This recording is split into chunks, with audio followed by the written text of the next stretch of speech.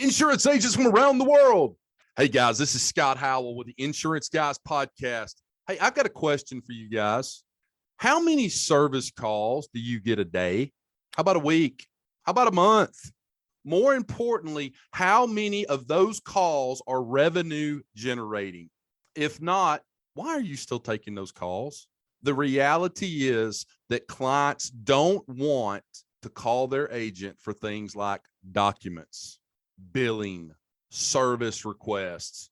These are considered non-revenue generating activities that can and should be handled with a client experience platform, CXP. The rule of thumb is, can you rely on your technology to fully accomplish the same thing being asked over the phone? If the answer is yes, give the client that option, please. Now is the time to look into a CXP for your agency, a client experience platform. A CXP is a core system at your agency, just like your AMS, just like your CRM, just like your Rater. Having a client experience platform like GloveBox gives you a leg up on the competition and allows you to focus on sales, which we better all be focusing on because nothing else matters, and high-level service. Get a demo today with one of the GloveBox gurus and mention the Insurance Guys podcast to get 20% off your new CXP. Trust me when I say it's time to jump on the GloveBox platform. I know we've done it here in our agency. We love it. We're desperately trying to get all of our clients on the GloveBox platform, guys. Desperately. We want them on there. We want them to go get their ID cards there. We want to reduce the number of times they call the agency, and that frees us up to do more selling. That's all it does. Call today, get a demo, and join GloveBox.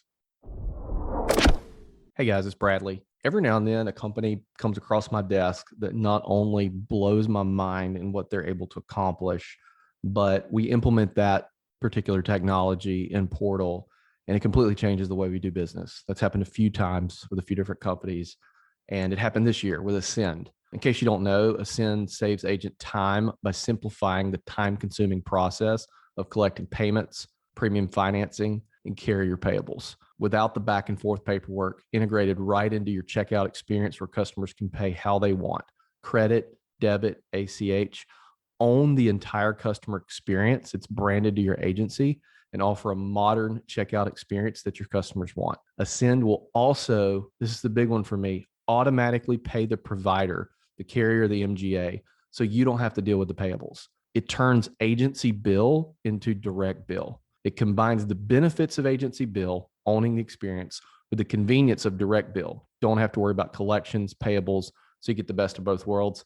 And the best part is there's no subscription, no fee, and no cost to the agents. Stop wasting time on payments so you can focus on growing your business. Go to useascend.com/insurance guys. I'm telling you guys, this is not just a promotion.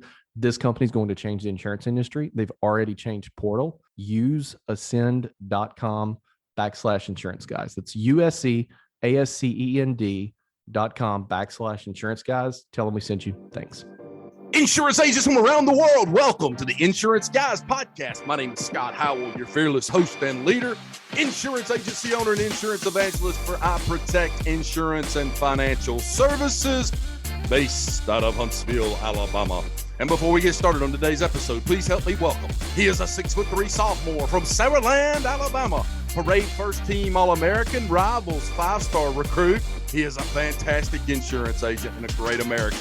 Ladies and gentlemen, please put your hands together and welcome the incomparable Mr. Bradley Flowers. How are you, Bradley? Great, Scott. How are you today? Best I've ever been. Bradley, I'm back in the saddle. Back in the saddle. I am done. I am done with the poor, pitiful me's. Mm-hmm. This is awful.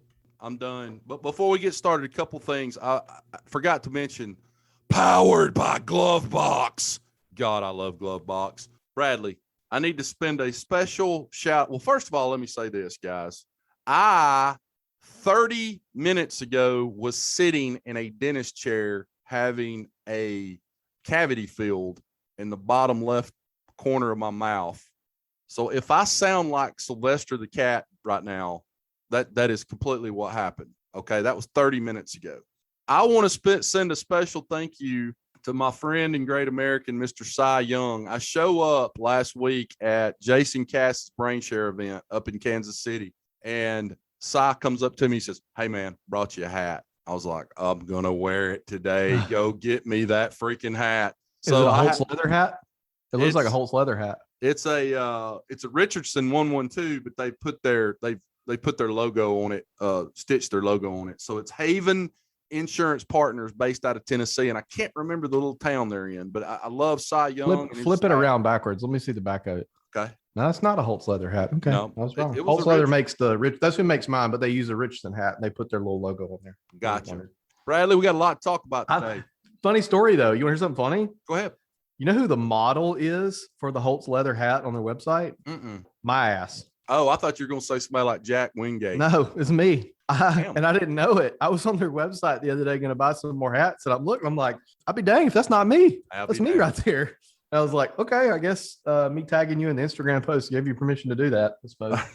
So let's talk today, Bradley. We've got a great episode for these guys. This is going to be series 1 in a 3 or 4 part podcast series that you and I have decided that we're going to do. But before we get to that, I know you want me to give everybody an update on what's going on with some of the fraudulent check activity that happened in my agency. Guys, let me tell you what happened. So I did an entire podcast on Amy. We're going to call her Amy. You guys are intimately familiar with that story.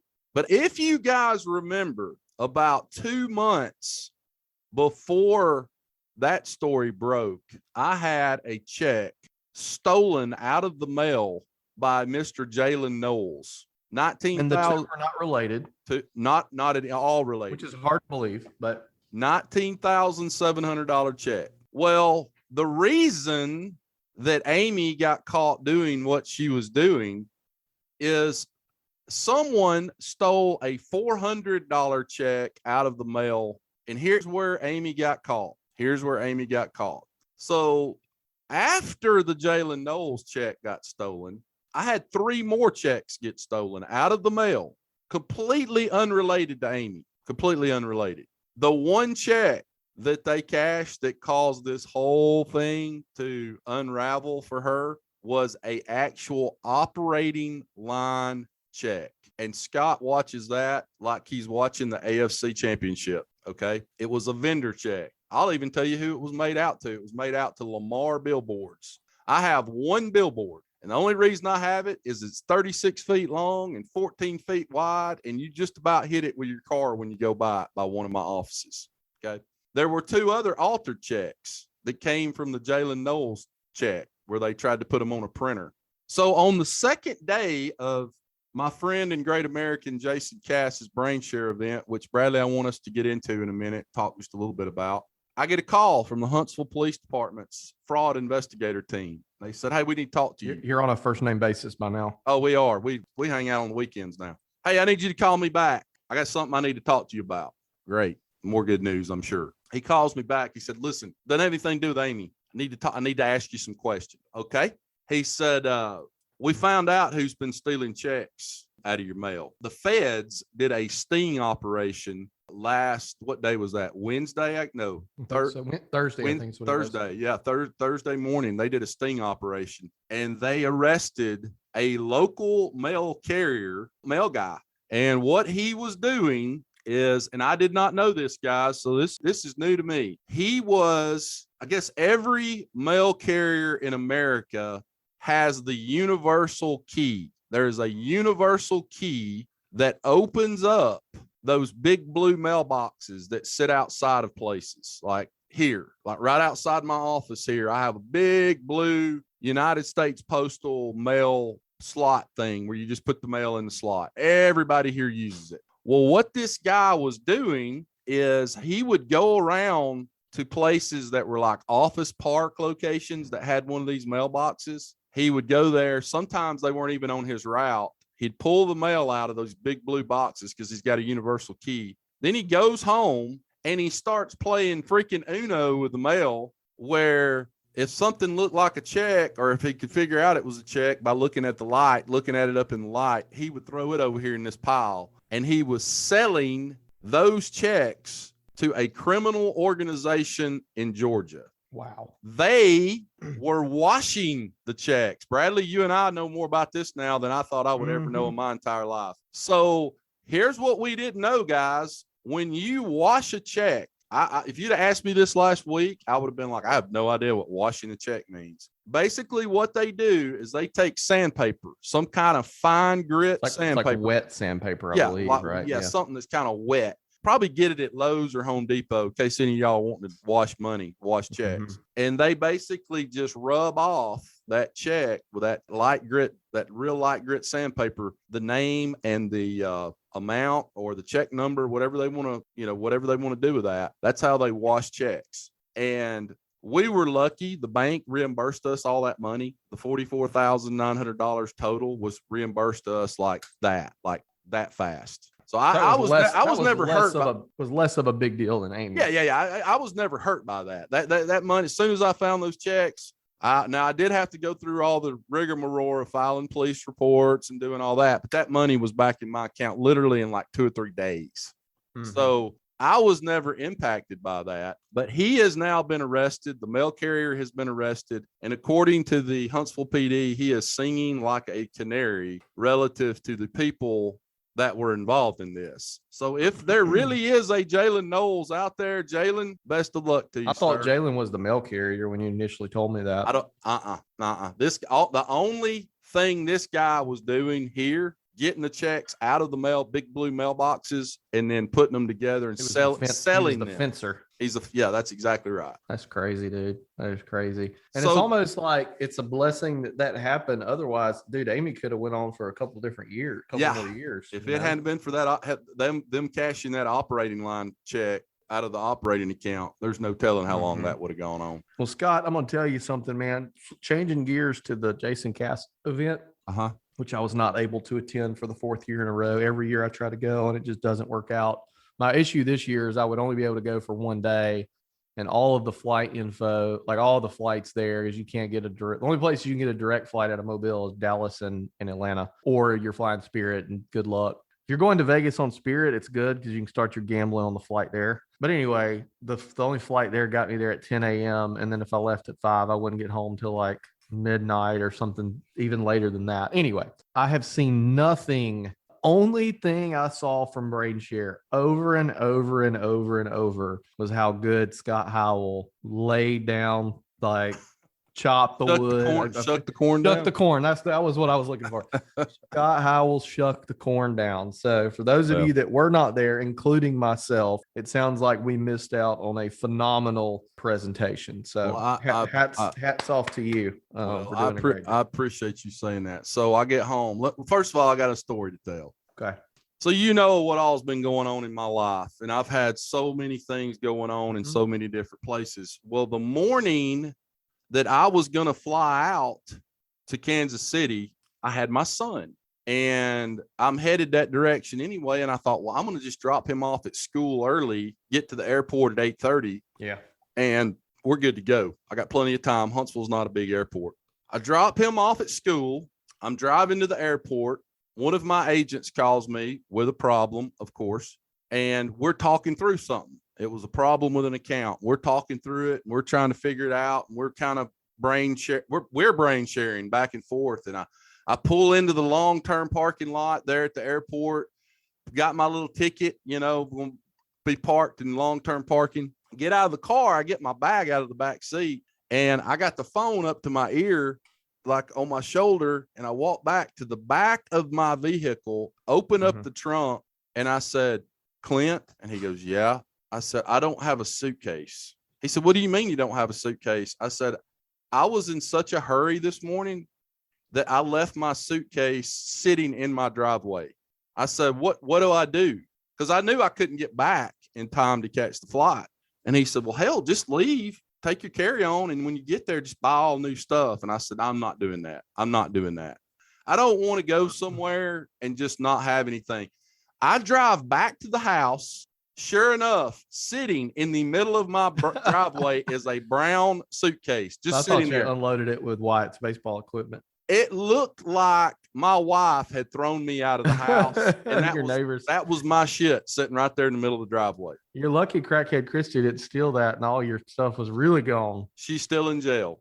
Everybody listening to this just laughed, I hope. She's still in jail. She still isn't out. So it gets better, Brad. Her and Amy are besties now. Yeah. And the mailman. Her, Amy, and the mailman. Yeah.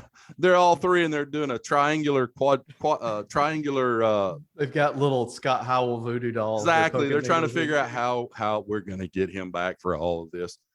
So this story gets better, Bradley. I go to Brain Share. Okay. I go to Brain Share.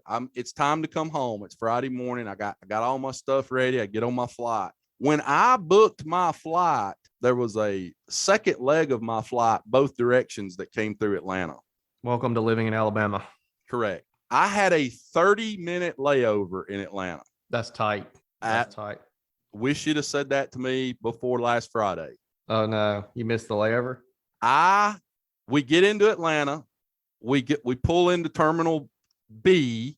Mm-hmm. Terminal B. It's the Delta. Everybody on my flight has to take. You would have thought it was Shady Acres nursing home, the way how slow they were moving. Mm-hmm. I kind of hustle, but I don't run. I'm not going to start running. You don't run for something like that. I get to Concourse C. It was like gate 32, C32. I see the door closing. Oh no. I beat on the door. Boom, boom, boom, boom, which the door says, don't beat on the door. Don't beat on the door. It's not a fire escape. Well said bomb. And son of a gun won't open the door for me. Mm. And I sit there and watch my plane. Oh no, I didn't know that. Yeah. So I had another 4-hour layover in Atlanta to finally get home at 7:00 Friday night. Yeah. Oh, that was on the way back? Yeah, that's on the way back. Yeah, that's on the Oh. way back. Oh yeah. Yeah, 30 minutes is tight. I think the limit in Atlanta is about 45 minutes. Yeah. That's about the longest you can go. Yeah.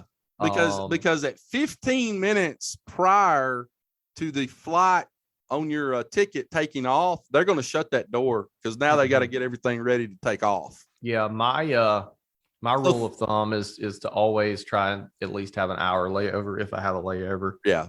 Yeah, that's smart, especially in a place like Atlanta. Probably what I was thinking about it, like your situation with leaving your luggage, probably what I would have done. And it would depend on what I'm going to. Right. You know what I mean? But I would probably have had, no, I'm not telling you what you should have done, but I would have probably had Laurel grab the luggage, pull out what I needed, and just FedEx it to the hotel in Kansas City overnight. It'd cost you probably $80, but that would be better to me. You know what I mean? Either that or rebooked, like kind of what you did. Probably those two would have been real close from a decision standpoint. Yeah. I've got to fly. I'm flying. Laurel and I are going to North Carolina in October. I'm speaking at the IANC or something, the insurance, the Albee Knights group, North Carolina State Association, and Laurel has always wanted to go to like some town in North Carolina Nicholas Sparks wrote about or some stuff like that. And so we're gonna make a little vacation out of it. But I got an email yesterday. Our flight was changed, and we're gonna have not only are we leaving at 6 a.m., we have 5-hour layover in Atlanta, and Luke is coming with us. And we reached out to Delta. Delta has a cool text thing. I texted Delta and I was like, I cannot do that. I cannot have a 5-hour layover and get up at, fly out at 6 a.m. with what'll be a 11-month or 13-month-old then. And they were like, okay, we have this option for you. And it was a 45-minute layover. I'm like, no, that's not going to work either. Like it's got to be, especially with a baby, you need like a good hour and a half layover if you have a layover. But I'm going to Dallas on Thursday for the Insurance Soup event, and I'm flying direct. And I just cannot tell you guys like how great it is to fly direct out of Alabama compared to having to connect. You know what I mean? Like, and that's why like somebody asked me today, like, why I'm only going to be there for one day at Insurance Soup. And they're like, why are you doing that? I was like, well, because I only get so many chances a year to have a direct flight. And if I can be home, I'm literally going to leave there at 3:00. I get home at 5:00. It'll literally be as if I went to work. Nobody will know any difference. If I need to take advantage of that when I can, because the stuff like what I went through in Arkansas, when I went to Arkansas for their state association 3 weeks ago, walked off the plane in Atlanta and our flight was delayed for 2 hours. And I was like, okay, no big deal. There's worse airports to be stuck in than Atlanta. And immediately, like out of a movie, every food place closed. Like everyone walked up. Sorry guys. We ended up finding this like crappy Mexican place, no alcohol. Like it was just terrible. And then we landed in Arkansas at midnight, we landed in Arkansas at 1 a.m. and we had an hour and a half ride to the venue. So to make up for that kind of stuff, anytime I can be home and back in the same day and sleep in my own bed, I'm going to do that, even if it means me being a little bit tight on the schedule. I get it.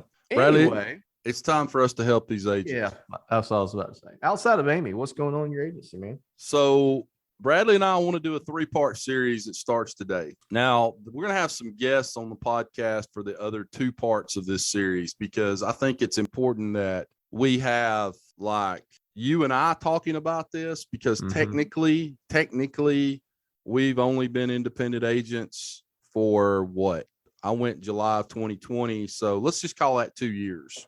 January of 2019. It's January of 2019 for you. Second part of this, which this is going to be entitled From Producer to Agency Owner. How to go from being a producer to an agency owner. The second part of this series, which is a very important series for a lot of people, we're going to have somebody who has agencies a little bigger than you and I have. Because, we're in that 8 to 10, 12 million range. I think we need to have somebody that's in that 10 to 25 range. And then the third part of the series is having an agency owner own that has taken it to that next level, that 25 to 100 range.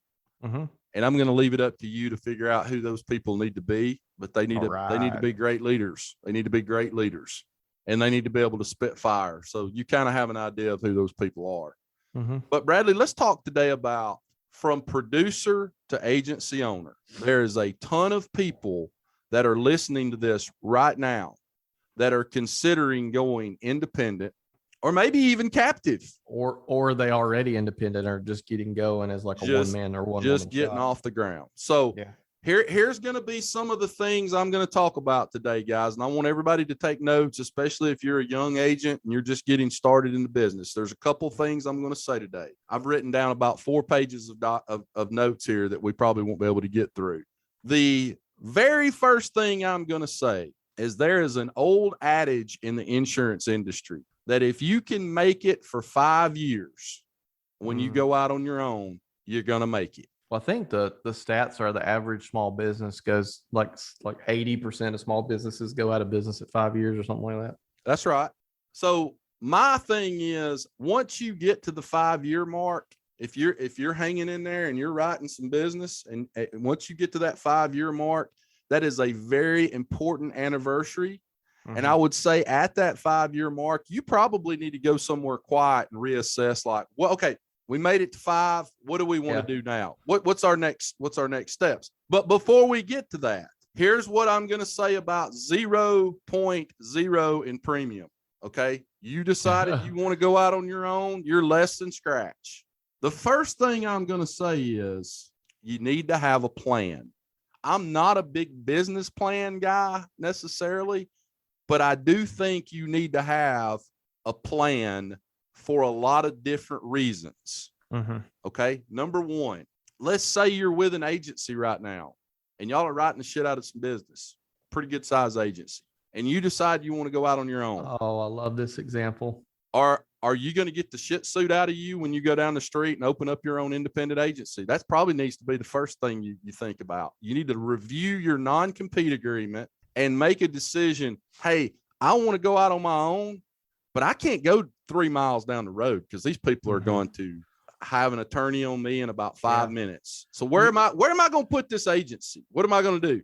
Here's one thing I'd like to say about on this same subject is really dig down deep in your soul and think about why you want to go out on your own. Correct. And if the reason you want to go out on your own is the fact that you think that, you're writing this business and you're getting a 60% split and you think the agency owner's making all the money, or you're getting a 40%, you don't need to go out on your own.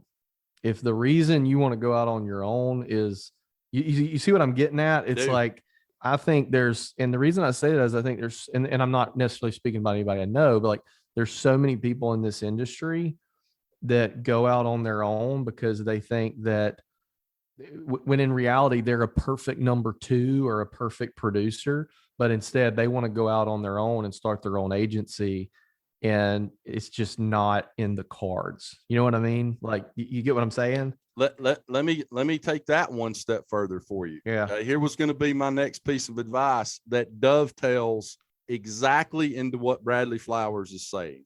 The very first thing I would do if I've been in the insurance industry and I decide I'm going to go out on my own, I can't take it here another day. It's just awful. I just can't do it. Not making enough money. This sumbitch running this is making all the money. Here's what I think a lot of the thought process is your long-term future. Like I'm only making 50, 60, 70,000 and long-term, I want to make a lot more than that. And that's a valid reason. I got to go out on my own. Let me reframe what I said real quick. If you think I'm making all this money for this person, I can go out on my own and make it for myself. That's not, unless you're just getting royally screwed over with your contract. Right. That's not a good reason to go out on your own. A good reason to go out on your own is I can't breathe unless I'm an entrepreneur. I can't breathe unless I'm running stuff. Yep. I want growth. I want long-term freedom. Yep. I want the headaches that come with owning an agency. I want to be the freaking boss. Yes. Totally 100%. Those are all good reasons. I think I can do it better. I think I can do it better. Yep. Those are all, but if it's, oh, I'm tired of building this for this, that's not the way to think about it. You're going to royally fail, and you're going to be an agency that stays a 1 or 2 person show, and you're going to be capped in your growth because it's all about you, and it cannot be all about you when you're leading an organization. Sorry, Scott. I got a couple here in my office that I'm not so sure that they don't have to be the boss. And if you want to be the boss, and you've got to be the boss, and no matter what happened, no matter how good you've got it in the agency that you're at, you've by God got to be the boss, then you need to go out on your own. Mm-hmm.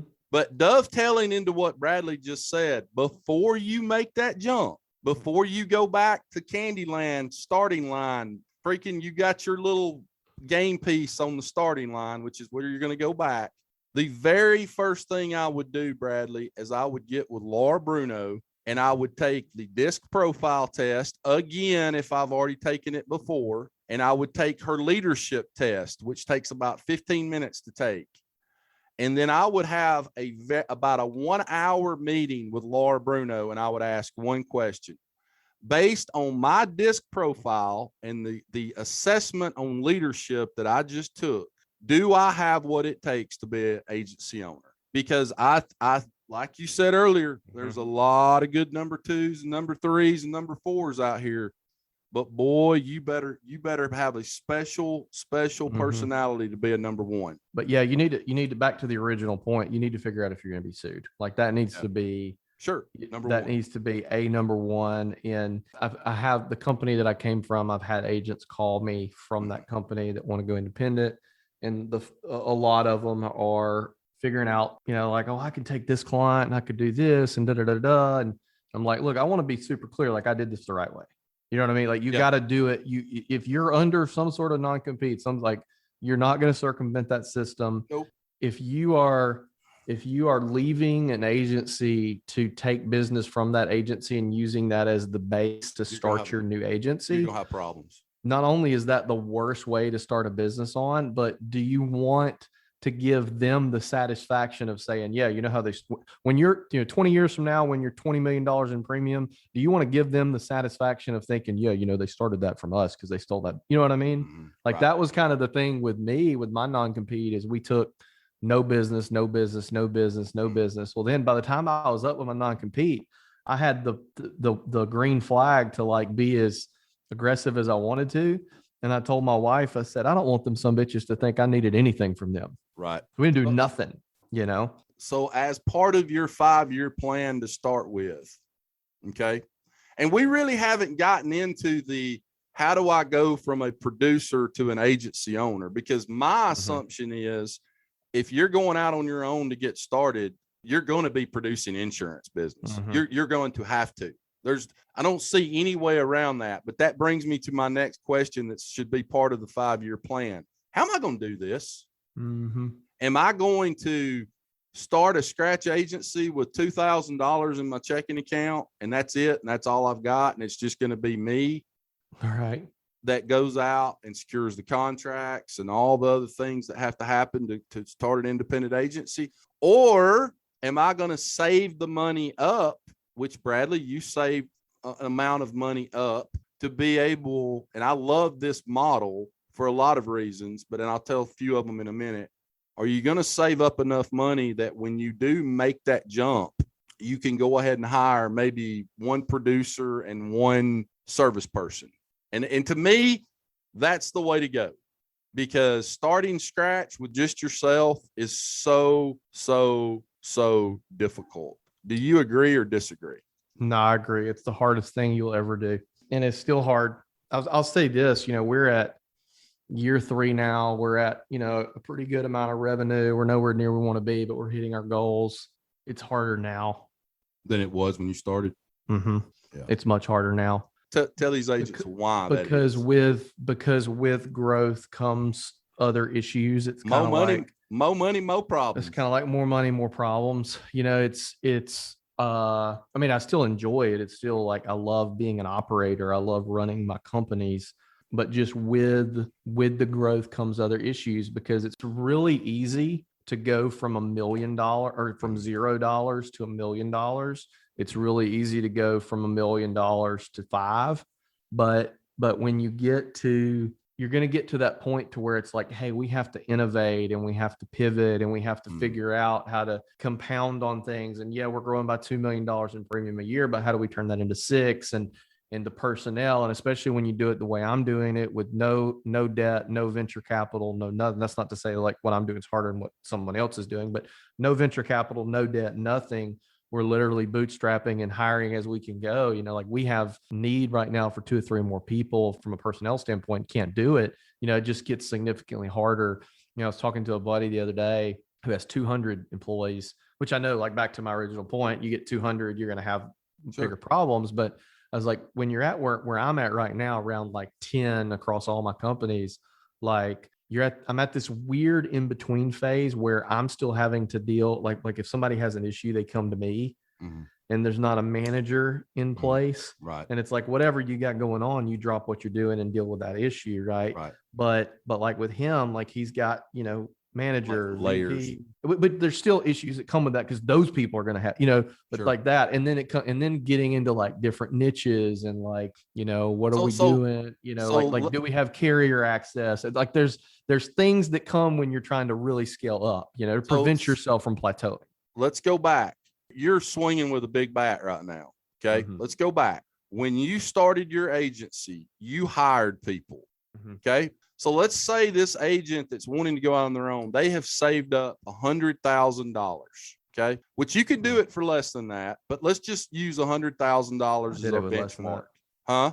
I did it with less than that. Yeah. But I mean, you were up into I don't want to say how much, but it was, it was a pretty good little chunk of change. It wasn't. Just put it this way. I have agents call me with $100,000 saved up and they're scared to go out on their own because they don't think they have enough money. And I'm like, do you have any idea what I would have done with $100K? Yeah. Like we'd be 3 times the size. So since you've done this yourself, tell our listening audience, looking back on it now, who would you hire day one to come in with you as the agency owner to start building an insurance agency? That's tough, because you've already done this. I think it depends on you. It depends on what you want to do.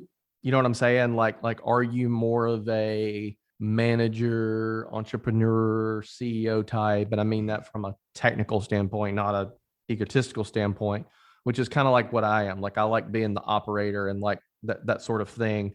I don't like being the one doing the selling. If that's you, I would hire a producer or somebody to do some selling right out of the gate. And I would also give them some service activities. If you're someone that you want to be the producer, you want to be the one doing the selling, which is what the far majority of new independent agencies are, then I would hire a service person day one. Right. That's a great point. Like, you need to figure out, what do I like to do? And then supplement that first hire with, if I'm going to be the one writing the business, then I need to hire somebody to help me with service and answering phones. If it's I want to do the managerial side of this, then you're going to have to go Yeah. out and find a great producer. And I kind of did a blend of both. My first two people that I hired, we started with two people day one. Funny fact, one of them didn't show up the first day. She had just gotten big into CrossFit and was like all jacked up for a new job and woke up at 5 a.m. and went to the gym, went back home and decided to sit down on the couch for a minute and chill before she got ready for work and fell asleep. Right. If that happened now, I'd probably be like, don't worry about it. But back then I was like, hey, she's willing to work. I got to let her. Anyway. We ended up parting ways shortly thereafter, but the two that I hired, their job was sales and service, but it was more service because like I was doing the selling. And then I realized really fast that was mostly when Natasha came on, who is, a born salesperson, that like, hey, I'm much better off like letting them handle the sales and I'll handle admin and some service. And then when Kenneth came on, Kenneth is my ops guy. Kenneth kind of came on and like took over all of like the service renewal type stuff that I didn't want to do basically. But, for me, initially I was like, hey, we'll set up a system where I will do the selling and then they handle the back end. But the problem is when somebody has an issue, they want you to solve it.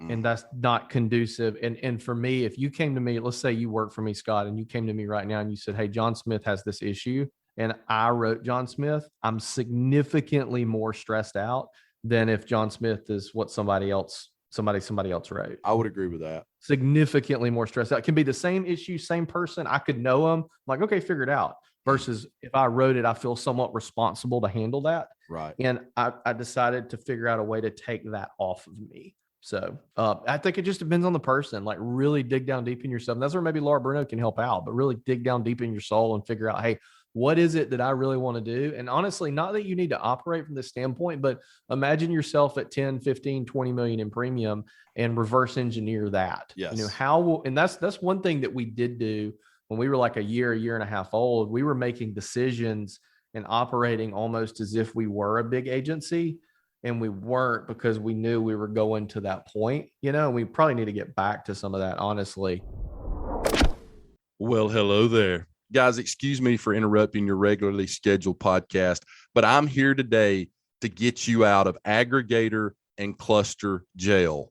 This may be the most important message I've ever delivered on the Insurance Guys podcast. Guys, are you a member of a cluster or an aggregator? Does your contract have exit fees, termination payments, buyback provisions? It's time to get your freedom back and do what we did here at I Protect Insurance. Join the AC, the future of aggregators in our industry. Best decision we've ever made, guys. Best decision we've ever made. No entry fees, small $200 a month membership fee, over 50 plus carriers for direct appointments. And by the way, new ones coming on board each and every month. You keep 100% of your commissions, profit sharing every year. Guys, we have made in the last 2 years, each year, our agency has made over $100,000 in profit sharing. Here's the best part, guys. And this is the part I'm the most passionate about.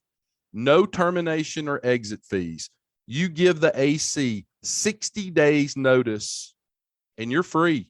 You go get direct appointments wherever you want. There's no buyback provisions, no exit clauses.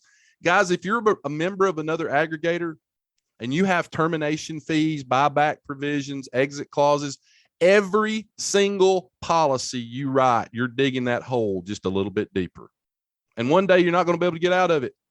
It's going to be too much. You're going to be taking out a second mortgage on your home to try to get out of a cluster group. Unbelievable. Guys, go to acfree.org. That's acfree.org and register. Find out why over 650 agencies and $3 billion in premium have chosen the AC. And guys, here's the best part. But wait, there's more. Mention the Insurance Guys podcast when you talk to these guys, and you get 6 months. That's 6 months of no membership fee just by mentioning the Insurance Guys podcast. Go today, www.acfree.org, and let me help you get your freedom back. Have a great day. So, Bradley, the next question I have is going to be an unpopular opinion, and I want your opinion of this. Okay. Okay. In the environment that we are in right now, relative to the insurance industry, and personal lines getting more and more fragmented, and embedded insurance and all the other things going on, would you open up today? Doesn't matter the location. Would you open up a scratch agency that was going to be only personal lines? Because my answer is no, I wouldn't do it. And the reason I wouldn't do it is a lot of reasons, but the main reason is only personal lines. Your line share of everything you're writing is personal lines. 95% of it, 98% of it. Probably not.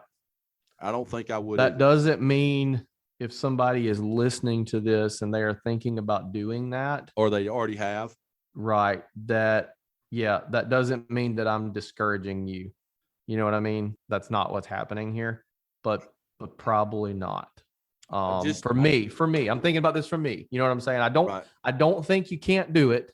I don't think there's anything wrong with, but only personal lines scares the crap out of me. Me too. Now, personal, if you're going to say, hey, we're going to do personal lines and we're going to do some commercial, I'm cool with that. That's what we do, you know, but I don't know. You have to be in a market similar to, you know, you have to look at what your lead source is. You know, hey, if you're in a scenario where you've got the opportunity for a ton of personalized leads and it's going to be high convert, like that's completely, you know, it depends on you. You know what I'm saying? But like, you know, let's say I'm in an area where there's a ton of more, like if you look up like the top 1,000 mortgage lenders in the United States, there's none of them or one or two of them in Alabama. But if I'm in an area where like 25% of them are in this area, which is the case with like the New England area, maybe that's a little bit different. You know, would not open up a personal lines in Florida, would not open up a personal lines in Louisiana, would not do anything in California. Sorry, California people. It's just me. But as far as just starting scratch and really not having a plan, and we're just going to be, hey, you're run-of-the-mill generalist Main Street insurance agent, so we're just going to do personal lines. No, I would not do that. I don't think you cannot do it. I don't think you need to not do it. If you're thinking about that, you're going to have to innovate. You're going to have to innovate. You are. You're going to have to be very innovative. You're going to have to be on your game. I just reading the tea leaves for the future of our industry. I continue to see personal lines be fragmented. I continue to see more and more signs that embedded insurance is already here. And I think it would be, and not to mention the fact, if you've got an agency like Bradley does, and like I do, where we're about 60-40 commercial versus personal lines, I can see month over month over month how much faster we grow with commercial than we do with personal lines. Okay. Yeah, I'm not telling you not to do personal lines. I think your long tail, how long it's going to take you to grow to get to where you need to be to really be making the kind of money and have the lifestyle and freedom that you want. If you're only doing personal lines, that tail is going to be a whole lot longer than if you say jump in it and you get into middle market commercial. Yeah. You see what I'm saying? It's just going to take a lot longer. It's really high touch. I mean, you got to look at average account size versus the number of touches. Yep. You know what I mean? $100,000 commercial account, which is not a large account in terms of the middle market. It has pretty much the same amount of touches as a personal lines account, if not less, depending on the type of business, obviously. And then, you know, like I was telling somebody the other day, I was like, don't do small commercial unless you can streamline it through a Tarmica. Like in our market where I am, don't do small commercial. You will go freaking broke doing only small commercial, because a small commercial account that's $1,500 expects the same level of service and requires the same level of service as a $50,000, $75,000, $100,000 contractor, in my opinion. Correct. Or trucking or whatever. Correct. Like it's not, and they're going to shop you every single year, and you've done all this work for $180 in revenue, or you do a really, really, really good job and you sell the relationship and the value and they stay with you. But guess what? You spent more time than you should have on a $1,500 account. Right. That's just, I'm a little salty today. So I understand. Sometimes I'll say stuff on this podcast when I'm salty and I mean it, but I kind of don't mean it. And then people like take it as gospel. So yes, there's subjectives to all of this that we are saying. For me personally, no, I would not open a small personal lines or small commercial insurance agency only. I do some of that along with other stuff. I tell Sure. people all the time, especially my like hardcore commercial friends like David Carruthers and Mick Hunt, we'll always do personal lines, especially the lender referral game. Like we have it down to a science, but that's more of a supplemental thing at this point. Correct. That's to get us by, because the downside to middle market is the sales are few and far in between, especially if you're in a market kind of like what I'm in and what maybe not so much what you're in, Scott, but the sales are few and far in between. So the personal line supplements that. Yeah. So my rule of thumb, guys, is if you go out and start a scratch agency, don't care what the niche is, who your ideal client is, what you're selling, at about $500,000. Let's just say you're going to go out and do it yourself. You're just going to go out and open your own agency, and you just can't afford to hire anybody, so you're going to start it yourself. At about $500,000, depending on what type of niche you have and who you're selling to, who your ideal client is. And again, this goes back to having a plan. You're going to have to hire somebody to help you at about $500,000 in premium, because if you don't, what you're going to do is you're going to wake up one morning and you're going to go in the office and it's going to hit you like a ton of bricks. I cannot sell insurance anymore because all I'm doing is servicing. Mm-hmm. You get there in the morning at 8:30, phone rings. Miss Johnson's got a water damage claim. It's the whole reason why I left Alpha. Right. Because I didn't have any support. And one of two things had to happen because customer experience was suffering. I either had to continue what I was doing, marketing, which is what I love doing, driving business in, but have a really shitty back end. And people think, man, this guy can't live up to his promises, or B, scale back my marketing, which I would rather die than do. So the only option was to leave and do it myself. That's a good reason to leave. Right. The other thing that I would do, and this may be an unpopular opinion, guys, but I'm just going to come out and say it. If I was in middle America, if you could draw a circle around the United States of America and do middle America, starting with, see, we're in the very northern tip of Alabama. Bradley's on the water in the very far south. But if I was in middle America, I would join the AC, the Agency Collective. And the reason I would do that is, number one, they don't have any entry fees. They don't have any exit fees. You keep 100% of your commission. But here's the big reason why. Oh, yeah. And the website, if any of you want to go look at this, is www.freeac.org. Is that right, Bradley? I believe it is. I think that's right. There's no exit fees, no entry fees, none of that stuff. But here's why I would do it. And this is the big difference between Bradley and I. Bradley is on the coast. Most aggregators and clusters aren't going to have access to the companies that Bradley Flowers has to have down there. They're just not. So I would go ahead and I would join the AC. And the reason I say join the AC is I have given all of these aggregators and clusters sufficient notice that as of May the 1st, I told them, either you take out all of your fees, all of your termination clauses and fees and buyback provisions, or I'm going to start promoting the AC. They did not do that. Therefore, that's why I'm promoting the AC now. But for me, it was the best decision I could have made, because first dollar premium that we write, I can start making profit sharing bonuses. And the only reason that I Protect Insurance is still in business today, based on the things that have happened the last 4 months, is we just received a profit sharing bonus in March of well over $100,000. And you're like, well, why is that the only reason you're still in business? Well, the reason it's the reason we're still in business is that is almost exactly the amount of money that was taken in this embezzlement case. And I don't know that we could have made it had we not just received an over $100,000 bonus. And the only reason we received that bonus is because with the AC, they do away a lot of times with the requirement, the loss ratio requirement. So if I had just gone out and gotten these individual contracts on my own, the direct appointments on my own, I would have had with each one of those carriers as part of my profit sharing, they'd have said, hey, look, we're going to pay you profit sharing, Scott, but you got to be under 52, 55%, which we probably would not have been. And therefore, we would not have been able to get the profit sharing bonus that we got. So for us, it was huge to be able to join the AC because it gave us, I think they've got something like over 50 carriers. You still have direct appointments with those carriers, but you also get to take place in that profit sharing. Bradley has no reason to join a cluster. He can't because he's on the coast, and most of the carriers that he has don't. Most clusters and aggregators aren't going to have those carriers. And so he doesn't get to take part in profit sharing the way that we do up here.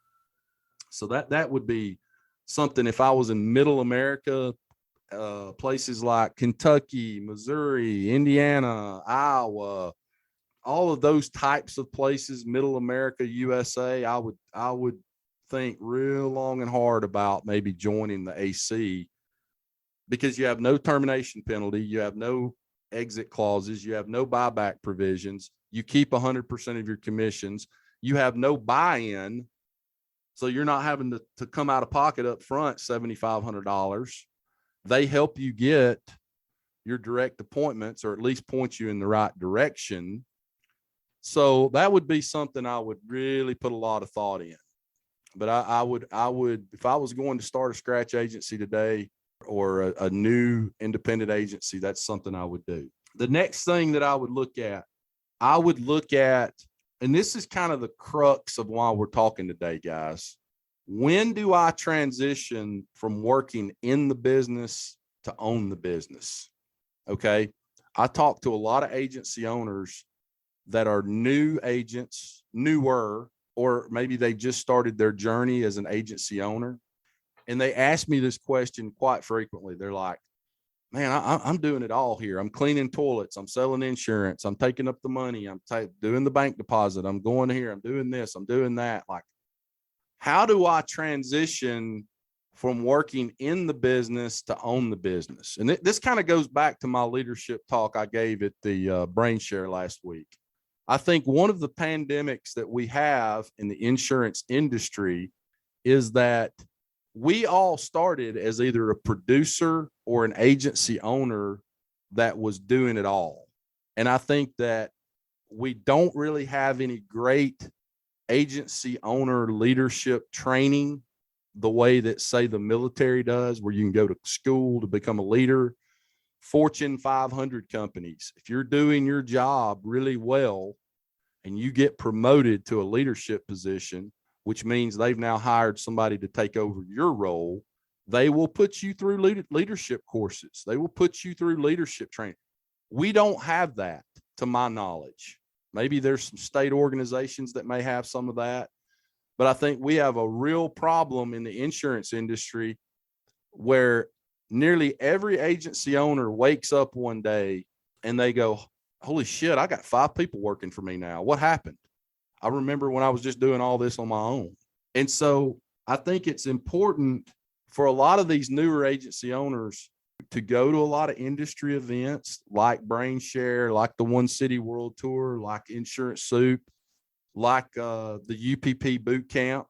I think all of those different insurance conferences, if you will, typically have, some training on leadership, how to be a better agency owner. It's kind of, that's the whole reason for all these insurance events is like, okay, how do you become a better agency owner? Well, as I said in the One City World Tour and at the Brain Share event, you have to be a learn-it-all, not a know-it-all. But it's hard to lead people unless you've already been there and done that yourself. And I think that's a void that we need to do a better job of. And I need to do a better job of is training our leaders, training people to become leaders, not only within our agencies, but in the insurance space in general.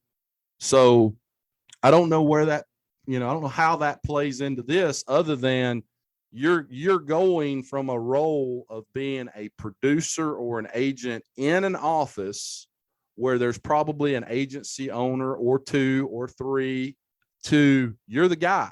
You're the girl, you're running the show. And that's a big difference. That's a big difference. And so I would encourage all of you. I tell people this all the time. I learn something at every single event that I go to. People are like, why do you go to all these industry events? Because every time I go to one, I learn something new. and I get to see a lot of my friends, and I get to meet a lot of you guys that I've never met before.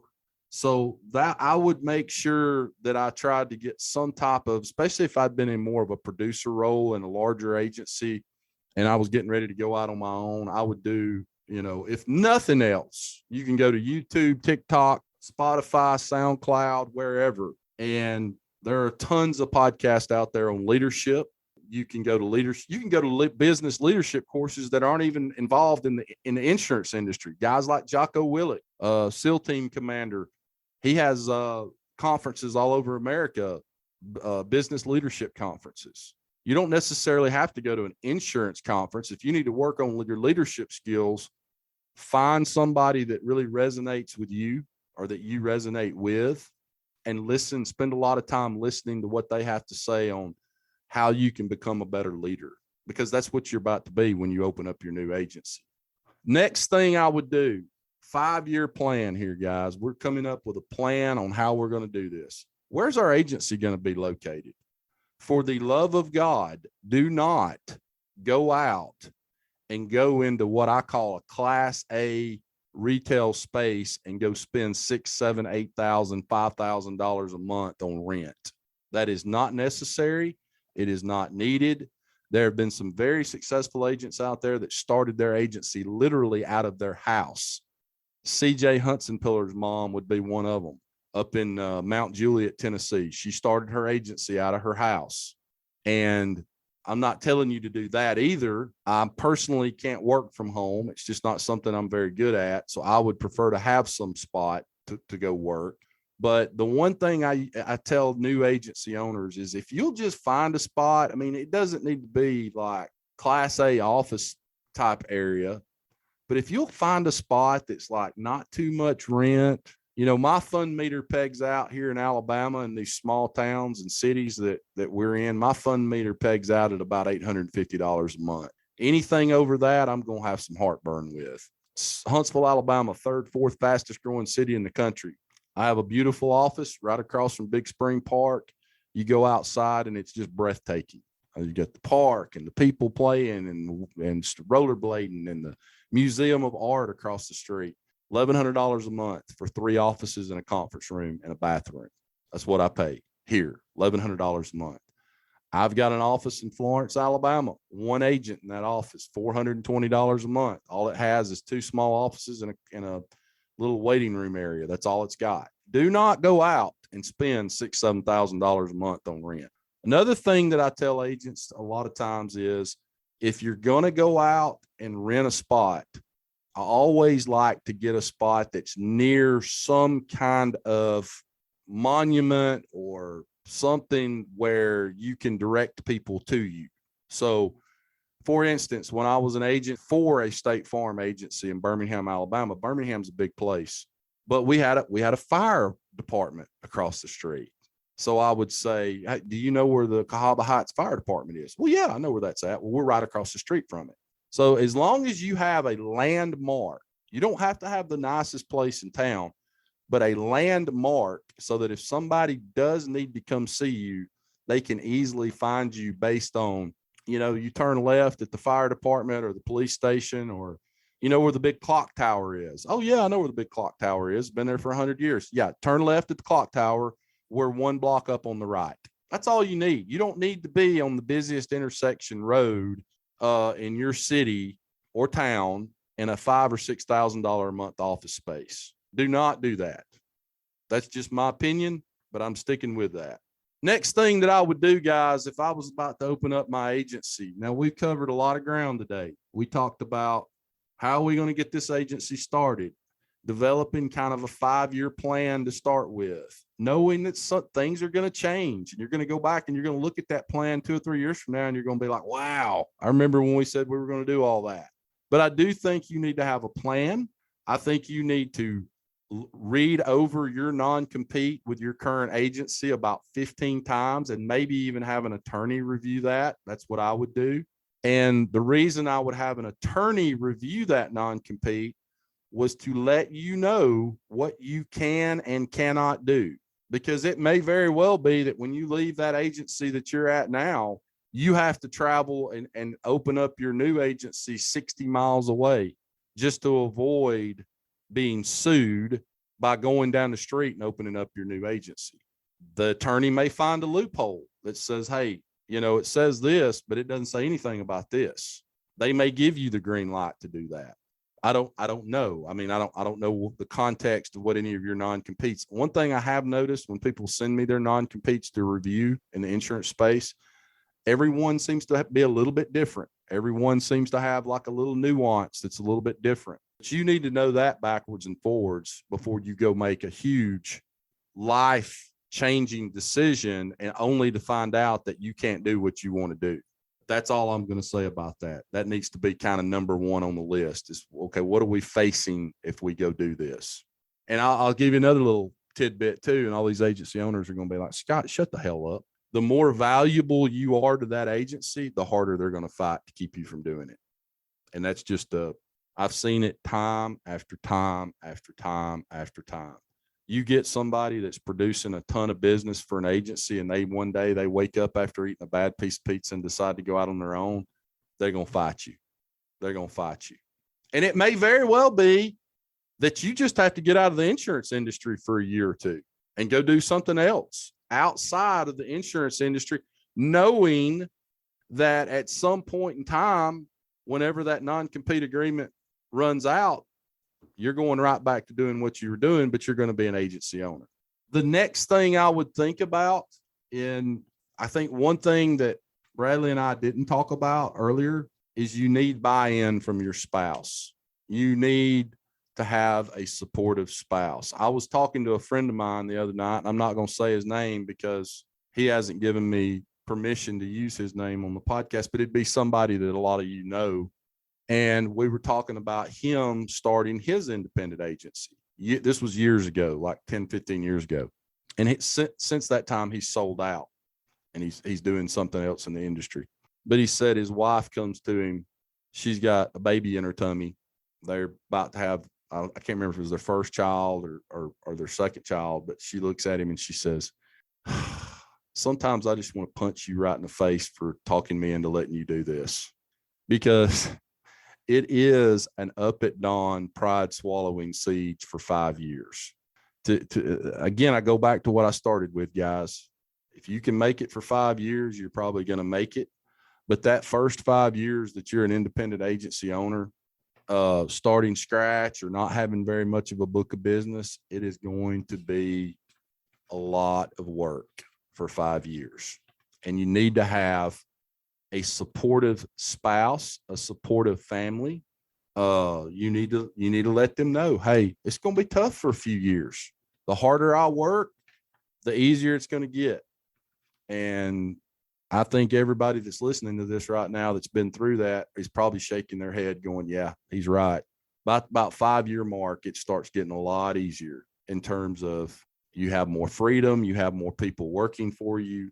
You have, some premium built up, so you're making more money, but it's gonna be a slow go for 5 years. So another question that you need to ask yourself, and we're going to do a podcast on this pretty soon. I've got somebody I want to have on the podcast to have an entire 1 hour discussion on the question that I'm about to pose to all of you out there that are looking to start an independent insurance agency.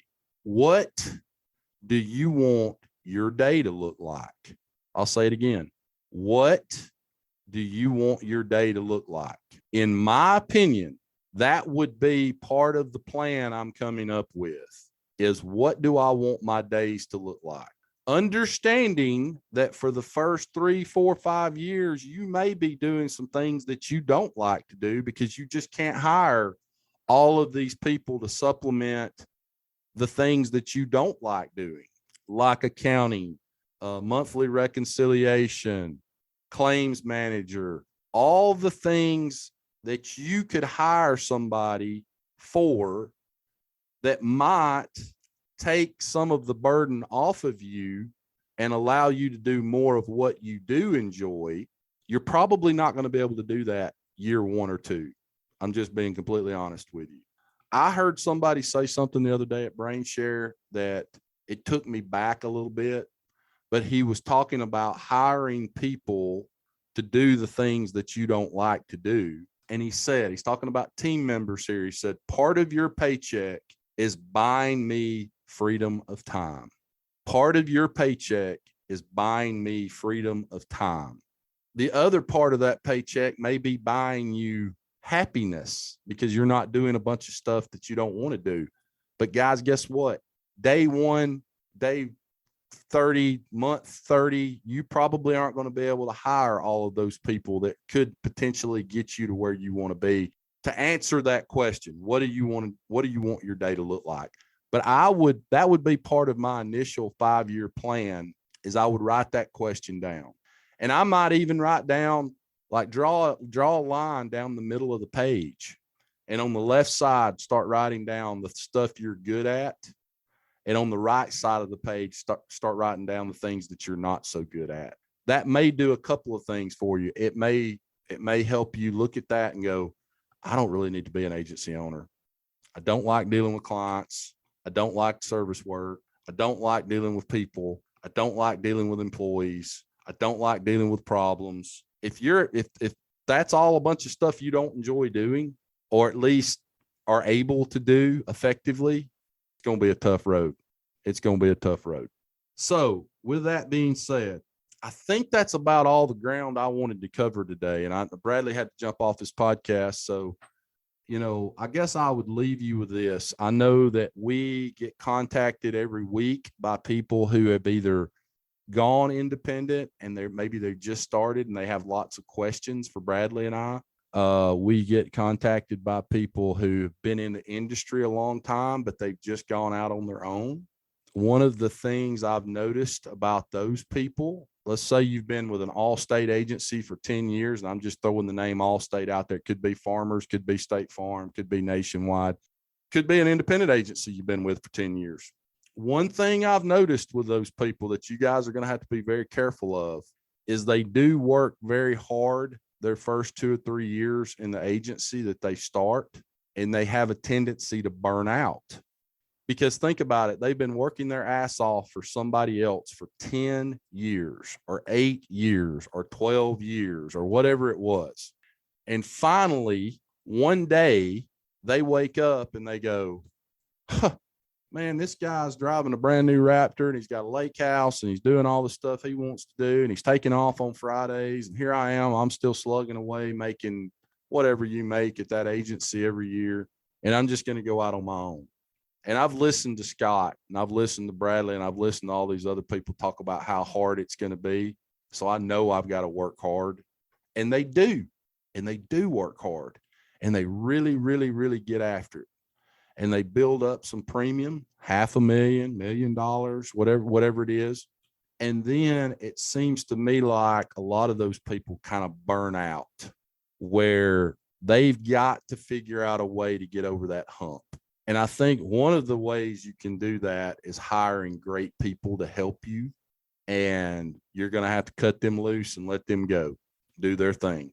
Because if you continue to try to do it all by yourself for 5, 6, 7 years, building this agency up to a point to where you can live the life that you deserve to live, eventually you're going to burn out. You've already been doing it for 10 years for somebody else. Now you've been doing it 3 or 4 or 5 years for yourself, and you're just tired. And you're just tired of dealing with all the headaches and the problems. And, one thing you're going to see when you become an agency owner is there was probably a lot of stuff that when you were an employee or a team member for another agency that you're kind of insulated from. You're in your little world selling insurance, and maybe you had an account manager, but it was a lot of things you were insulated from that you're not going to be insulated from when you become an agency owner. So that's something else to think about. Very first thing I would do, though, guys, is I would get with somebody. Doesn't have to be her, but it could be anybody like her, but a Laura Bruno type person. I would take the leadership test with Laura.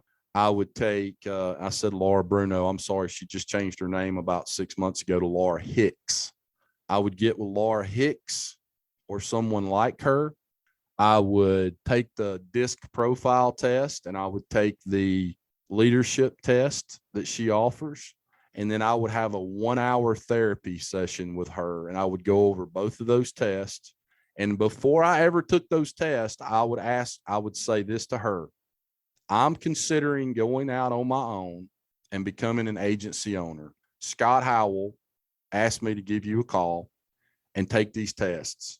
And the answer that I'm trying to get to is whether I have what it takes to be a great agency owner, or am I more of a number 2 or a number 3, or do I just need to stay with an agency and do my thing?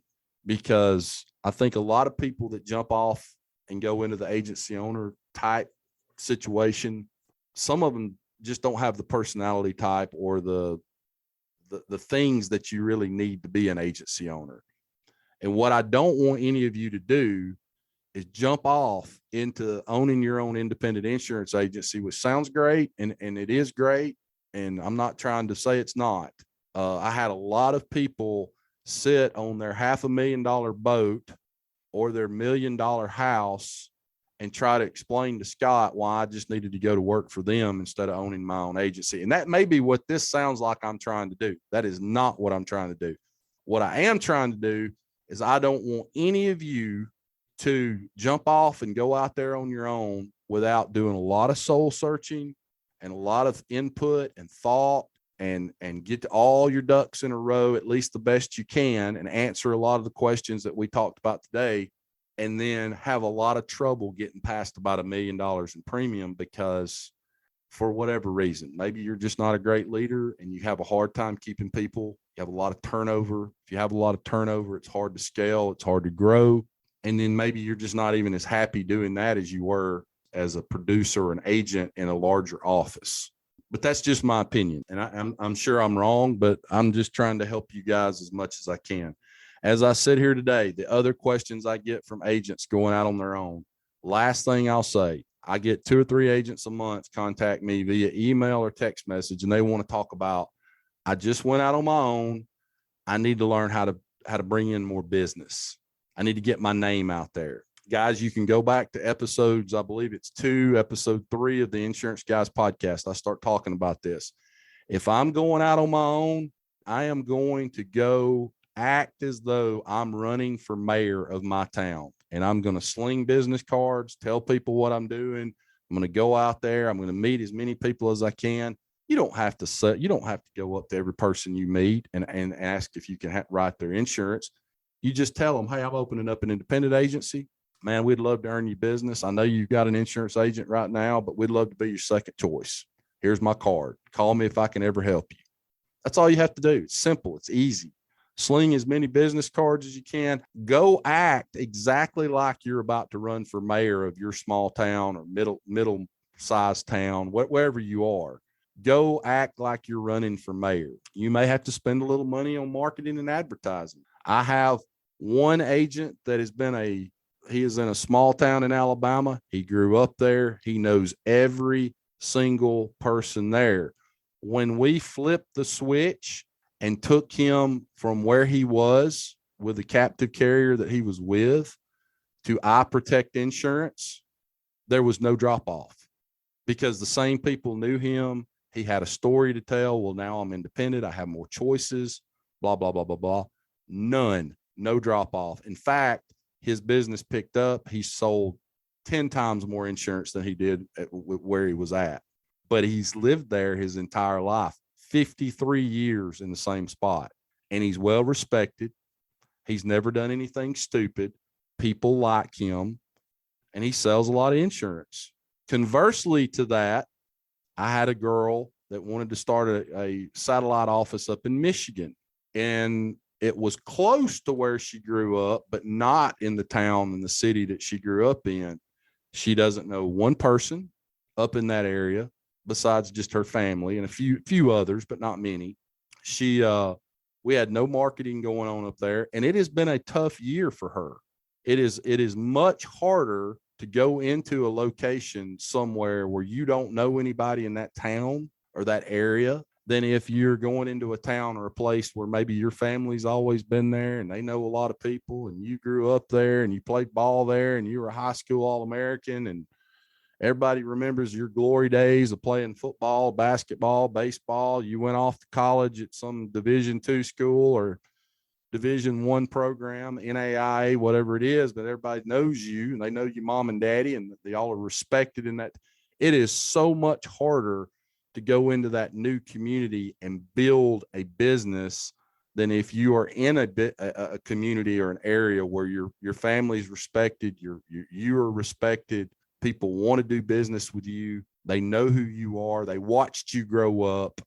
You're talking about apples and watermelons. That's how much difference it is. So you've got to have a plan for that. If you can't be in your small town because you signed a non-compete with an agency, now you've got to go open up an independent shop 60 miles away. Nobody knows you. Very few people know who you are. That's going to be a lot harder to do. And you have got to get yourself out there and meet as many people as you can. Sling business cards, act like you're running for mayor. But that's just my advice, guys. That's some of what I wanted to talk about today. I'm sorry this podcast was so long. I didn't mean to talk so long. Bradley typically gives me the third base signal of, hey, we need to shut this thing down. And I don't have him here today to do that. But as I end every podcast, rewards come from action, not discussion. Get your ass out from behind that desk today. Go out into the big bad world. Make money for your family. Figure out what your why is. And in this particular case today, you need to sit down and really do some soul searching. Why do I want to open up this independent agency? And it needs to be a pretty good reason. Whether you just don't like who you're working with, whether I need to make more money long term and I'm willing to make less for the next 2, 3, 4 years to make more long term, whether it's whatever the reason may be, you need to really sit down and do some soul searching about that. Make money for your wife, for your husband, for your kids' college fund, for your parents that are struggling out there today. Go make money for them. Write good business for the companies that you represent and write good business for the agencies that you represent. Bradley Flowers, I love you. I love you too, Scott. You mean so much to me. Thank you for everything you do. No problem, Bradley, man. I'm glad to do it for you, brother. I love you. Guys, you're listening to the Insurance Guys podcast, and we'll see you back here real soon. And thank you so much for being a part of our family. And we love each and every one of you, and we just appreciate all of you so much. And I'm not going to get emotional today, but we do. And we thank you for all the love and support that you give to us each and every week. And we'll see you back here real soon. Take care. Thanks for listening to the Insurance Guys podcast. If you need to know more about me or you need to get in touch with Scott, you can always reach me at theinsuranceguyonline.com or email me at scott@iprotectinsurance.com. And if you need to get in touch with Mr. Bradley Flowers, go to portalinsurance.com or email him at bradley@portalinsurance.com. Guys, we love you. We thank you so much for listening to our show and being a part of our family. And we look forward to seeing you again next week on the next episode of the Insurance Guys podcast. Take care.